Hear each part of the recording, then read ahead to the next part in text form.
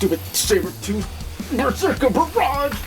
Hey, what are you doing here, Bob? Bite me! Playtime's over, kids. It's time to talk about our childhood heroes.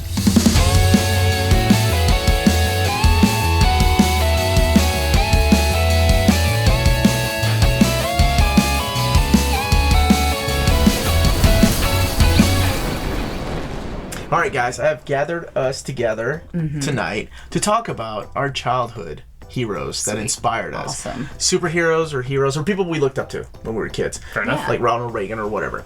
So I will let this side of the room go first. So ladies first.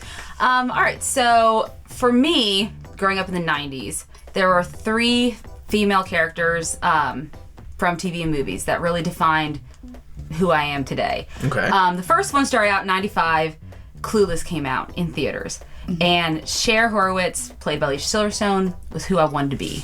The mean girl? Yes. Well, she wasn't a mean girl. Like, that's what I loved about her. She wasn't like Amber, who was clearly the mean girl. Is that the whatever girl? Yes, the whatever girl. Yeah, okay. The Maybe red-haired I'm one. confused. Yeah. She was more of, she liked everyone. She had was a kind of cousin uppity fucker. air to her. We won't talk about was a that part. cousin It was Paul Rudd. You are And from Paul Kentucky! Paul Rudd is phenomenal. And not really her real, okay, anyways.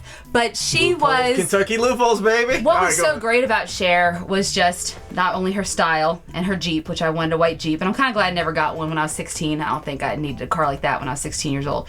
But also the friendship she developed with like Dion, and just how she wanted to help people just in her more upper class privileged white girl way. I'm captain of Pismo Beach Disaster Relief. Which I was not any of Clueless. that. Her complete clueless. She was way. clueless. Exactly, that's why. She was born a poor black child. So I had no Didn't idea. Elvis sing a song like that?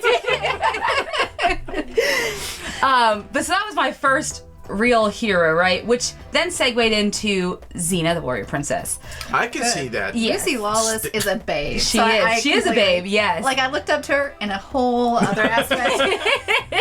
Oh. But you're like, but she Yeah. was great. Did you see that hockey video where she was singing and then the And Janet her puppy Jackson popped thing? out? I must have seen that Yes. thing like 35 times. Never seen Xena, by the way. I mean, Never. And she's still attractive. You watched her in She was in Evil in Dead. Sparta. Oh, well, yeah, she's but in in Evil Dead. Sparta, Still hot. she's still hot. In that, yeah, What aspect Spartacus. did you like about her? Other than Tina. the lesbian kiss on scene. Yeah, no, not that. Why did I No. watch this show? She was a With female who was not afraid to be a hero. She was strong. She, again, the friendship aspect of it. She had this great relationship with Gabrielle, and she got to do all these amazing things. And there's this thing about her. She was actually the first. She inspired me to write my first fan fiction, which was actually like a screenplay version of it with the Jockster the Mighty song in it and everything. And there's just something about her that really resonated with me as a very young and insecure Well, she was girl. very much a leader. Because She was. At first, she was Ares's head, I guess, warrior. She was. That's when Hercules met her. Yeah. Yeah. Exactly. And so she watch the learned and changed her ways and became. Long enough for you She to- kind of like was redeeming it. herself. So, with all that to say, those two then morphed into who's become my all-time idol. So this third person is a mix of Cher In my and opinion, Xena. yes. Who is this? That's interesting. Buffy the Vampire Slayer, played by Sarah Michelle Gellar. I can see that. Yes. I know, I can totally see And that. she is, because she's blonde. Obviously, that stuck with me all throughout my life. She was very fashionable, right? Buffy, I wanted to dress like Buffy the Vampire Slayer. My mom had given me, made my room into her room, because that's what I wanted. I wanted to have Buffy's room. I bought clothes like Buffy if I could, and I just wanted to be Buffy. And I live in thought she was Sunnydale. awesome. And live in Sunnydale. And fight vampires, and that's all I wanted And to do. make out with hot boys. And make out with Angel, not Spike. Okay. So those 3 were my defining, childhood heroes for me. Okay. And What then, about what about you, Dan? And we'll come back to yeah. All ask right. you some more questions. Okay, so let's go for the low-hanging fruit. Oh boy. No. and It's already fallen. the first is obviously Optimus Prime. Okay. Okay. Optimus Prime, who, for the record, my dad was great, but He was a I was going to make the same comment. surrogate father figure Okay, yeah. for okay. every kid, Replacement dad. every kid, or every boy at least my age. Just everyone needs one of those. You want it to be right inside here, right? Yes. Because Optimus Where did you Prime point? was The you know chest. the leader of the Autobots, but also very compassionate, very wise, a leader who was not necessarily, depending on who was writing the episode, going to jump in, shooting first, but who would try to figure things out first and come at things in an intelligent way, but who also was basically the strongest Autobot and was going to kick ass if ass needed kicking if he wasn't being turned into like a robot alligator. That's canon. Is it really? Yeah. So obviously, Optimus Prime, number one Not childhood Cups? hero. What? Who? The old guy? Sound straight? Oh, you're talking about Cups. I know what you're talking about. We watched that movie Didn't we watch a movie? a month ago. We know what we're talking that about. told war stories? Yes. Cup. Single cup. Oh, Cup. He okay. was phenomenal. I like that character. See? Yeah, the ladies like Cup. Oddly enough. All right. So, if we're doing 3, then number 2 is going to be also no surprise to watchers of the show. It's going to be Cyclops. Okay. But that's a little different now because Cyclops, looking back on the character and realizing that the character of Cyclops was much more Diverse? nuanced Yeah. than the smart, always situationally aware leader of the X-Men, Yeah. who was kind of this tactical, brilliant specialist and had this gift for leadership and blah, blah, blah.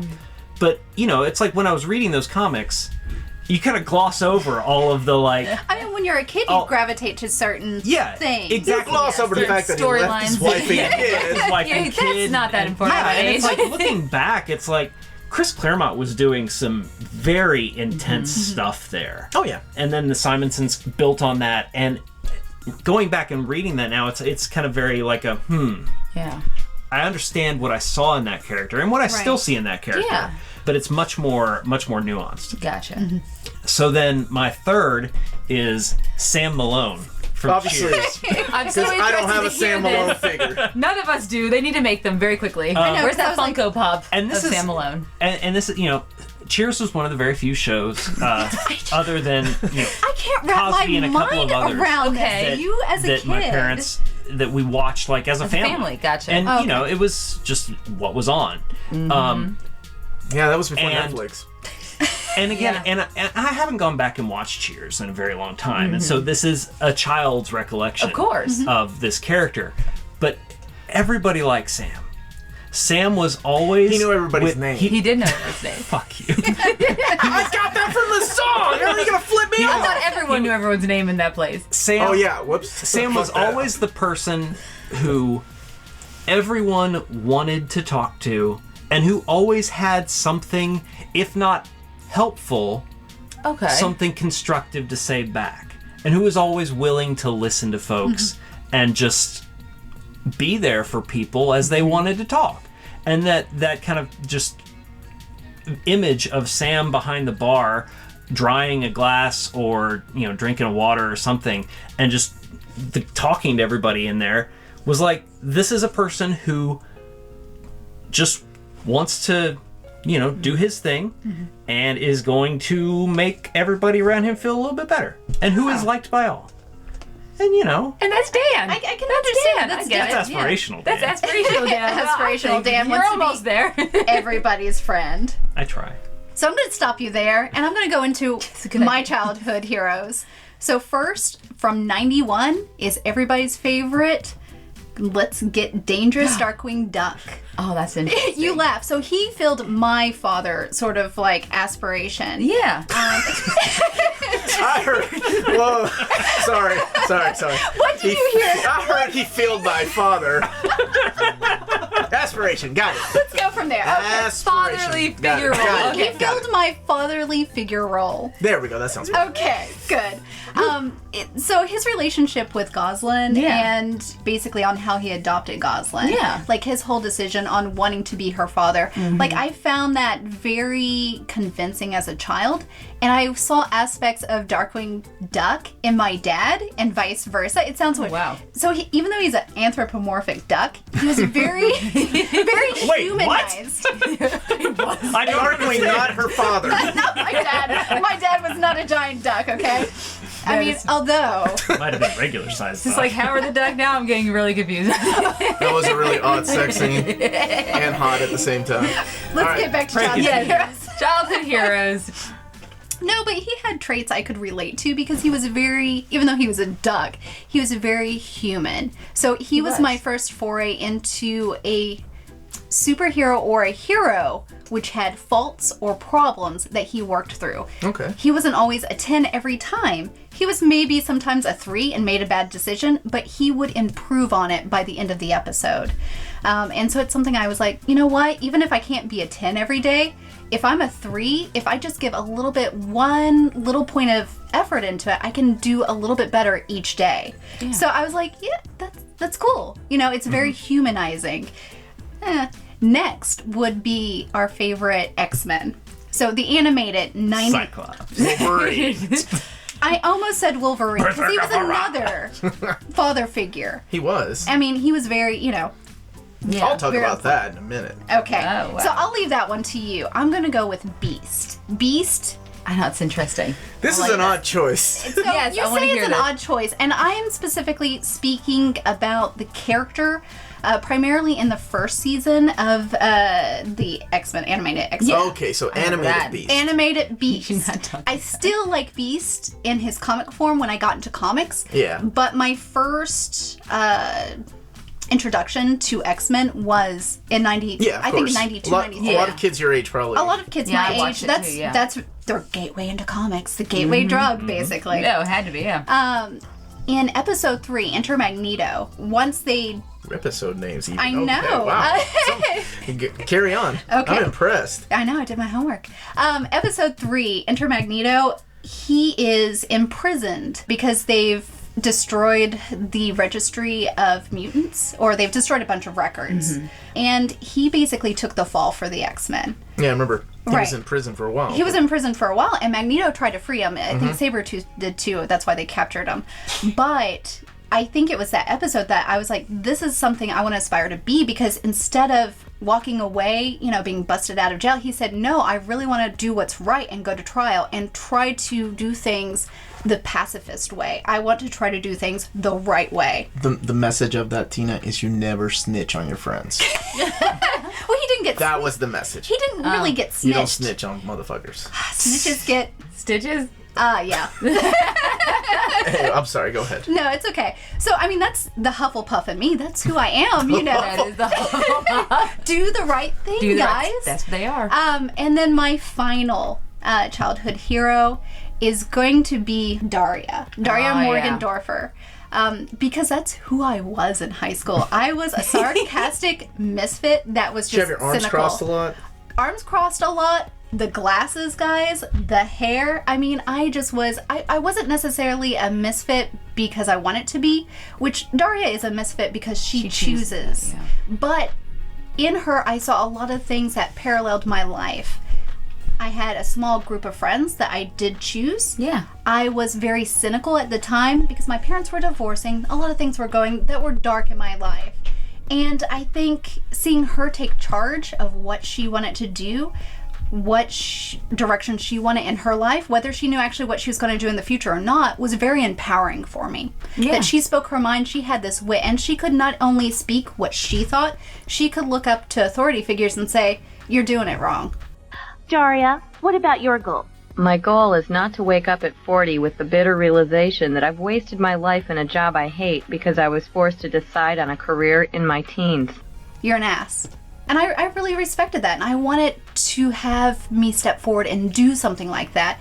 I'm a little bit more timid than that, but I may have thought it. I just didn't say it. So I'll do my obvious one first. Yeah, go ahead. Which one of yours is not? Yeah, obvious? which one is the I mean, the gay robot? It is. Yeah, that one. Oh, wait, that's Sam. That's Sam alone. Motherfucking Messenger Z. Not that there's anything wrong with gay robots, but I think you mean Transor Z. you fucking asshole. That is the American name. Wolverine. Nice. I have Yeah. always looked up to that guy ever since I was a kid, and you know, I got the comic books from my uncle that was living here in Florida, and he sent them to me, and then I would read them. No idea what the hell I was reading because it was on Spanish. So I thought his claws were like, they were detachable, and I'm like, oh, this guy's cool. And he's got this awesome mask. He looks a lot different when he puts on. His hair is amazing, and His hair looks like his mask. It's amazing. that was amazing. So it's a thing for me, like with mutants. I think most teenagers, most kids going through adolescence will probably all relate to mutants because we all feel Our bodies different. Yes. Well, no, you feel different. You feel like an outsider. You don't feel like you belong with anybody. And it really was the case for me when I first came here because I didn't know English. Like English to me was a second language, and I knew nothing. Yeah. So I had a hard time making friends. So to me, my comic books were like my kind of extended family. So I looked up to Wolverine. Like I was like, man, this guy is awesome. Like You identify with him being Canadian? Exactly. he was here illegally. Oh wait, I was here legally. You were here legally. Let's I am here go legally. in there. Anyway, Oh no, I no, was coming. he was. Yeah, no. He was just the type of guy that did whatever he wanted. Like it didn't matter. He wasn't there to impress anybody, and he's the type of guy to also be macking on your girl. And I'm like, what little boy didn't look up to that, right, Dan? Yes. Okay. Yes, you know, Sam Malone. He knows. So you had a lot of strife. That was a lesson. I had my thing with redheads too for a while, so I get it. Wolverine, he was the fucking man. So gross. Ever since X-Men. So, my second choice in 1994, Squaresoft released a video game called Final Fantasy III, and there was a character named Locke Cole, and he is not probably the most popular character in the Final Fantasy series. But he was my dude that I identified with and I looked up to. Because during this time, I was in high school and I was doing a lot of bad things, and he was known as a thief. Yeah. But he was like... I'm like, he's kind of janky, Omar. I mean, yeah, he's not a great guy, but he does have some redeeming qualities. Like, he's always ready to drop whatever he's doing to help somebody out. That's what I liked about him. And he was a thief. Because I was too. And I related a lot to that. And I totally get the fact that he's like, don't call me a thief. I'm like, damn treasure Do you have hunter. a redeeming story then? yeah, what's the? Yes! We did bad things, but we also do good things too. Oh, we do bad things to people we don't know. We do good things for the You people mean that he we was do. like like. Robin Hood? Yes, but I was gonna say Robin Hood. Sure. I think that's stretching. Except Yeah, that's for true. robbing Okay. the other people to pay back to me. And occasionally, And occasionally you give you money to shut the hell up and not snitch me out. Yes, same And thing. that does Robin make you a Hood. good person. Okay. Yes, thank you. My And beast and your luck. I am Wolverine. So completely opposite then. my last choice is this guy right here. Trunks. I'm surprised No. Dan didn't pick. Future Trunks, not Trunks. Yeah. Okay. He knew You I was. gotta, He knew I've had a thing for Trunks. So much. in every way. In every way. Yeah, let's finish that sentence. Yeah. No, he was just from the moment that he showed up. From the future, this kid showed up with a fucking sword and slashes like one of the biggest bad guys in Dragon Ball Z in half, and then just blows him up. With a daddy complex. I was like, who the fuck is that guy? Because those guys are strong, and he's stronger, and he's got purple hair.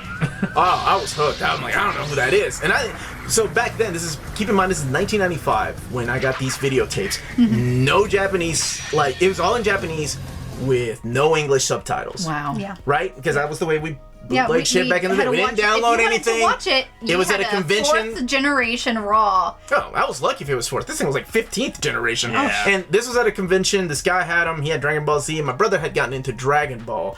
And I'm like, yeah, let's see what Z, because I think their hair color changes. I didn't know what was going on. I just know this, like, we watched like 25 episodes of some of the Frieza stuff, and then this guy shows up, and I'm like, what the fuck is...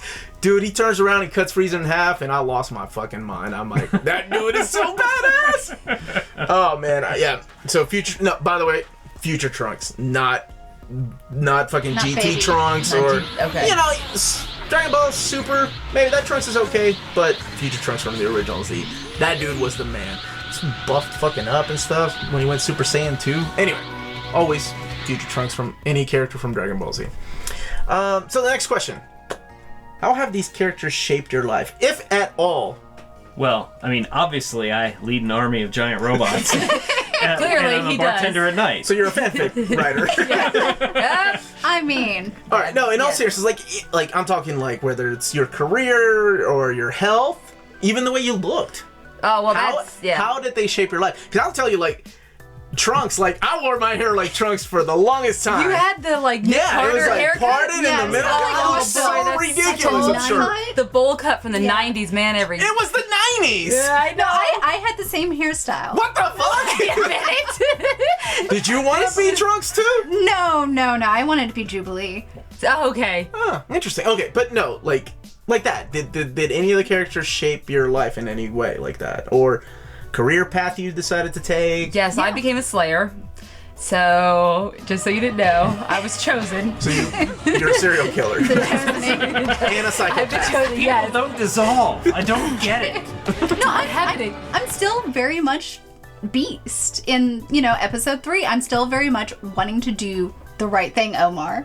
Like, I will tell on myself, 'Cause like, it's not- like I pushed my brother into the wall one time when we were little, and I busted his head clean open. He's laid out on the floor. He's bleeding. That's not Beast. No, but listen. She's getting there. I'm getting there. I thought I killed my brother. And I look at my mom and I'm like, Mom, whoop me. I killed brother, whoop me. This got dark. Really dark. I didn't kill him. He was fine. He had like 4 stitches. He was okay. Wolverine would have just buried that little motherfucker in the backyard. That's right. Anytime I do something wrong, I will be the first to be like, I need to take the fall for this because that's the only way I can grow from it. And I'll be the first to be like, I really need to own up and do something about this. Damn. Anything? Do you drive a semi? I mean, if anything, it is just, it sounds dumb to say, what would these characters do in this situation? But every now and then, stuff like that still flips through my head of like, who's the person I want to be? And the person that I want to be is, in some ways, an amalgam of all these different childhood heroes. Exactly. So I don't think it's a specific, like, okay, how's Optimus Prime going to respond to this situation? It's like a what would Jesus do scenario. Right. Yeah, exactly. Light my darkest hour. But So your wife is yelling at you. What are you doing? yeah, that's right. Well, that's when I left her for a clone. Cyclops. When I think of, like, how I grew up, I was a very insecure little girl. And these females were very empowering females. Buffy, even Cher, even though a lot of people don't think that, but she was a very empowering figure because she was not afraid to say no. There's clearly a scene in there when Elton tried to make out with her, she said, "No, I don't want this. I'm gonna get out of the car." Like, she was very much, she drove her own story, right? Mm-hmm. And same with Buffy and Xena. And what I've, as I've grown up, that insecure little girl who maybe was afraid to say something and speak out, I feel like I've grown from that point. I'm no longer that little girl. And I'm more comfortable in my body, which they all, all of them were very comfortable in their own skin, right? They owned their own sexuality, they owned who they were, and that's something that I wanted to do as I got older. Mm-hmm. And I think that that's something that has shaped me and influenced me throughout, even if it's not a what would Buffy do, which is also a good thing to do sometimes. She was pretty amazing. So I guess I'm the only one here that has actually had a few what would Wolverine or what would Lock the Well, I mean, moments. you did have those claws implanted. That was the thing. That was the thing. I've occasionally been like, what would Daria say in this instance? She'd be like, suck it, Life is better with pizza. And I'm not saying it was a good thing though, like, cause I've been in a couple of fights, and one time it was at a bar, and one time it was because it was like, I was drunk, and I'm like, Wolverine wouldn't take this bullshit kind of scenario. He would do that, yeah. And that's how it happened. So many inside jokes and references that nobody would get. Yes. Like, is that when you jumped over Paul and the... No, not that guy. And then there are times that I don't steal anymore to the extent that I used to. But Now he just finds deals. I just find steals the legal way. Now I just, I still notice things that I used to, like, man. Like, count the cameras, count the angles, look at where I could stand to take things, and... Wait, maybe that's not luck. Maybe that's just my thieving ways. You do torrents, there. right? I mean... So- as your attorney, I would recommend Yeah, I was like, you just stop talking. Dan, what do you think? Why would you agree to be my attorney? You are so Sam Malone. I mean, are you Wolverine to your daughters? Are you taking them under your wing? Yes. Absolutely, I am. I mean, are they your Kitty Pride and Jubilee? Because he took them under his wing, and he was absolutely. like, So "These there are you chicks go. that need to grow." Yeah, I'm a good father. I'm a different Teach 'em kind how of to be ninjas? I'm a completely different person when I'm outside with friends and drinking, and I can be that kind of Wolverine. I'm their Kitty Pride and Jubilee Wolverine here. When he's at home. And I'm Weapon X when I'm out there, not completely naked or anything. Nothing crazy like that. Two-faced, it's just two Sometimes. sides Although happen. tequila, fuck. So we don't have it around. So yeah, that's it, guys. That's what I wanted to talk about. I wanted to talk about our childhood heroes and see if that has changed us in any way. Now, do you think any of these guys would be influential now? Fuck yes. I mean, we think, 90s versus now. What do you think? I think Darkwing Duck talks about self-sac. Oh my goodness! Freudian slip. Oh my god! I'm not into it. No, I think his role speaks to sacrificing some things in your life for family, and I think that's very important now. Yeah. Probably more so than when we were younger, and it was mom, dad, and the family. It's still, you have many different families, but you can still, say this job isn't necessarily worth it. And many times he almost stopped, his vigilante, like Shadow-esque, like crime fighting for Goslin. What about you guys?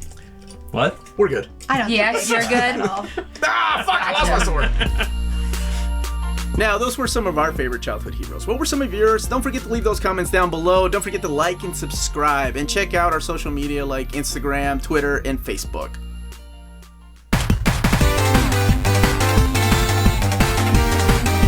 Hang on. Dog hair. Sorry. We've all been there. Okay. Crotch hair. Crotch hair. Yes, all the time. Omar has nothing to say about Crotch hair. No, it's just too easy. I don't like when things are just handed to me on a plate. All right. Like a crotch hair burger. A burger, if you will, Dan.